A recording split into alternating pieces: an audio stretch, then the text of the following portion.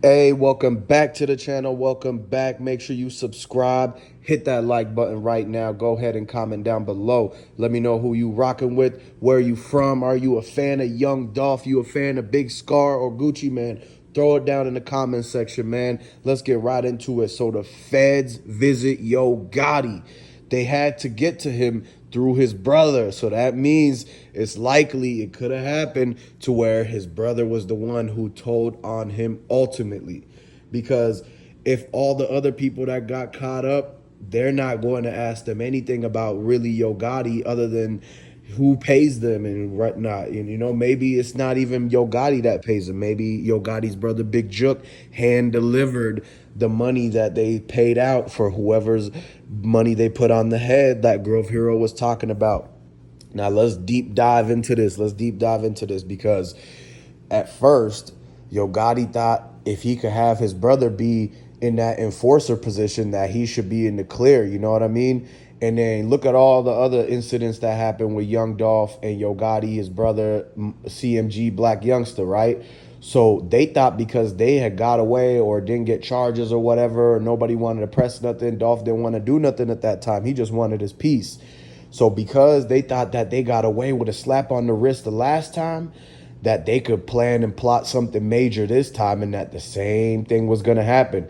Because you already knew that it was already certain people that was hating on Dolph in certain positions, but the whole city as a whole thought Dolph to be the king of Memphis. That's why they gave him that crown and not Yo Gotti.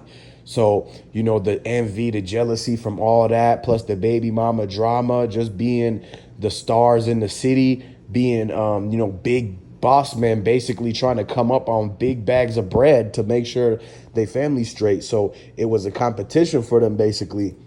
And eventually, when all these things started happening, boom, the 100 shots, Black Youngster a part of that. And then you go in to look at that, he actually turned himself in for that. So that's where that first connection came from. Then boom, the situation LA, it was actually a CMG executive, like one of Yo Gotti's right-hand men that actually do the business with him. Dude should have had no involvement in that. He should have stayed in the office. And so now they were like, okay, we can't use artists no more because we already had the situation with Black Youngster. We can't use the office people from CMG because that dude already got a lot of time and everything. And so this time they were like, okay, we're going to have to use Big Jook. We're going to have to send Big Jook. Big Jook going to have to go and do the dirt now. He's going to have the dirt in his hands. And so that's when he took that role, basically, allegedly, right? And this is what we're hearing, right, from what people are saying in Memphis. The streets is talking. And they basically saying about how Big Jook was already riding around trying to, split the difference. He was trying to divide and this and that. He was sniffing out, trying to follow Dolph, see where they was going, see what they was up to. That way they could figure out, like, hey, they got any type of patterns or this and that. They're going to try to plot something to go around that, to cover around, all the patterns that they see, where they be going, where they be frequenting. And then that's how they popped up and found out about the whole Makedas cookie shop and the whole thing about them. And then they were super thirsty to get Dolph to tape them or to come back again. They try to make us like, they was like, oh, this you a regular now, these are your cookies, come back and we're gonna name them after you and this and that, right? So they try to get him to come back frequently, but that was only after Big Jook popped up and said, hey, if y'all see Dolph, if y'all see the camo whip and this and that, you know who to call. You know what I mean? And so from that moment on, that's when they started, telling him, oh, come back. You seen Raven pop out in the front. You seen her videotaping when Dolph had the white truck. Dolph was in the white truck for a reason at that time, y'all. He was trying to move low key. You don't understand. It's really the hustlers that be like moving low key like that, where they got different type of cars. Like most regular average people, they only got one car or they take the bus. And it's like Uber and those are all way too expensive for average people now. A bus is $1 still. So what you got to understand is that while most people was doing that, Dolph was being low key and switching different multiple whips basically. Because he had it like that. When you a big boss man like that, you got to have something kind of handle your errands and stuff and just be low key where nobody really knows unless they know, right? Unless they actually seen you hop up out of there and all that stuff. And then when that happens, switch it up again. That's where, I mean, if you stacked up your bread right and you was moving right and you was trying to keep, a low radar or whatever. Well, if you stacked up your bread right and saved up, you could have multiple whips. If you know about cars like that, you could have multiple of them.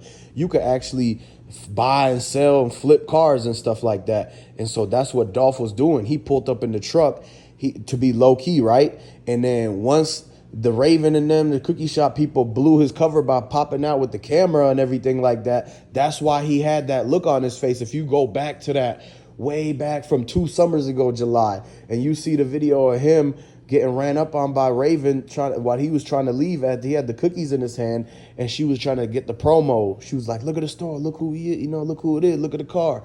And so after that day, that's when Dolph sold that truck, and he made like 5 bands off of flipping that truck because he knows how to sell cars. That's why he keeps buying cars, is because he knows that if he gets the right ones, he could resell it because he's not putting a lot of miles on it. He's not trashing it or doing anything crazy like that. So he's able to keep it in good condition, not put it too many miles, not put too much damage on it. And then he could basically turn around and flip that and make good bread. And so when they blew his cover and he had to get rid of that white truck.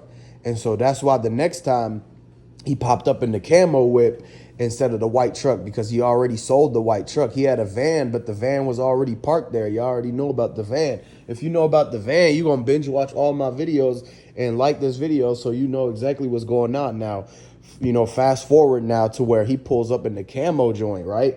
In the camo, they knew exactly who it was and everything. So you see how if he would have had that truck, or if they wouldn't have blew his cover, he still could have pulled up in that truck, or he could have pulled up in something different. So at this moment, he already knew that it was going to be people looking, and he was trying to make a quick visit. But the night before, they already had plotted. They already was gathered around, basically. The word came, whoever it is, whether it was Gotti, whether it was Big Jook that put the play in motion, somebody had to put the bread up. The bread had to be put up before the people go act. They not going to, so that you already know that it was only a certain few people who could actually afford to give up 40K or 100K like that to try to put on somebody's head or something like that. And so what you got to understand is that, it was not just so random act. There was not no random targeted thing. Like, they actually, somebody was trying to get at Dolph for a minute, not only once, but you already seen it happen multiple times before. So that's why you can't just say that it was a random occurrence or something like that. Like, the dude has already been tried multiple times in multiple different cities and multiple different parts of the country. And so, but they knew ultimately that he was, a hometown hero. He was going to come back to get his family out the hood. He was going to come back for the holidays, to be there for his kids, to be there for all the relatives and everything like that, right? It was a lot of people he was supporting, a lot of rent he was paying. Mouths had to be fed. People needed food for the holidays. So he came back to save everybody, to be the hometown hero. And that's what they knew exactly was going to be where they could get him at. Because, the hometown hero got to come home at some point. So they just waited and waited and waited and staked out, watched everybody until they knew he was going to come home like that. Then that's when they already was in that, basically like that night before, they planned it and everything in Gotti's mom restaurant. That's when you seen the video. And then who knows who was in the back of the cookie shop? Who knows that? Like, it's so many different possibilities that could have been people that's inside there already. And so that's all in the videos from all last year and everything like that. So, but as the details come out, and now we seen that Big Jook is involved. Now we seen the news about the Bentley. Like, the Bentley, man, come on. If that's not a giveaway of exactly what's really going on here, then it's like we can't even say any louder. The Bentley truck is directly tied to that. Bentley truck is bulletproof, level 5 and everything. It's $500,000, man. $500,000 on that Bentley. It's only really like 2 of those Bentleys in Tennessee like that. And the other one is white and this one is black. So that's the one right there in front of the Makedas. That's how you know, either Moneybagg, Yo Gotti, Black Youngster, or Big Jook was all in that, and the Bluetooth radio was playing and everything like that. They had their phones connected to it. You could go back and really deep dive and find out exactly. If you zoomed in to the windows, you would see one of them was trying to put their phone at the window and trying to record, like they was trying to see the exact moment whatever happened to Dolph. So at the end of the day, y'all basically got to understand that, all this stuff, like you gotta move very careful, move very low key, under the radar and everything. If you don't need to speak, you don't need to communicate or be around, that's it. But basically, subscribe to the channel, like this video, comment down below, and I'm gonna catch y'all on the next one.